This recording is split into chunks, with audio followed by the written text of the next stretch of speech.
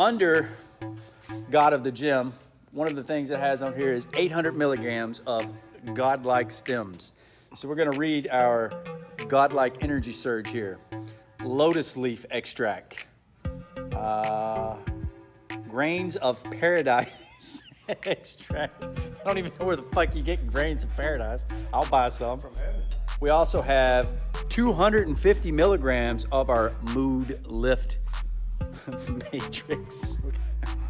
I'm scared to anybody to take this training. We're starting with Eric. He's one of our brown belts here at the gym, and he's starting a new push-pull cycle that we're putting him on. So today we're gonna work on some strict press. He's having a lot of problems with it. So we're gonna video it, see what it looks like in before, add some corrective exercises, see what it looks like after, and then we're gonna put him on a plan over the next 10 weeks to progress this, and we'll revisit this once he's done and see where he's at. And don't be weird, this guy right here. There.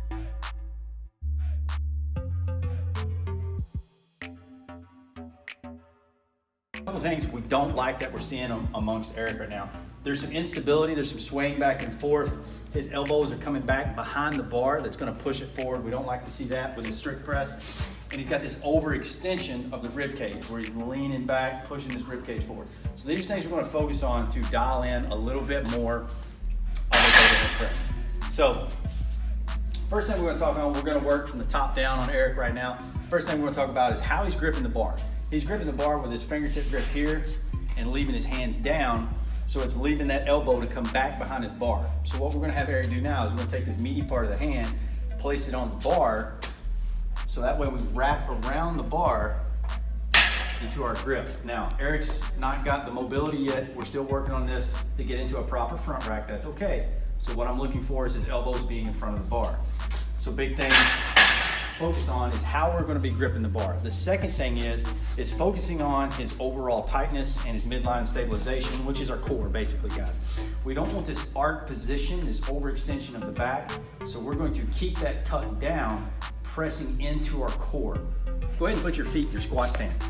I like to tell people when they're pressing weight overhead, be in their squat stance. Now he's standing up here, he's nice and tall. I want you to dip down just a ½ inch with your knees. There. So now, this is the position I want Eric to stay in, this little dip. This is gonna cut out that sway. See that dip? Does it feel nice and stable? Okay, he's nice tight in the lower back, nice upper bar. Look how his elbows are now in front of the bar. This is really big. Okay, so now when he presses, he's gonna think of his head as a Pez dispenser. He's just gonna move his head back like he's trying to give himself a big fat double chin. Once that barbell clears his forehead, he's going to press his head back through. Go. Good. Feel more stable, less sway. Good.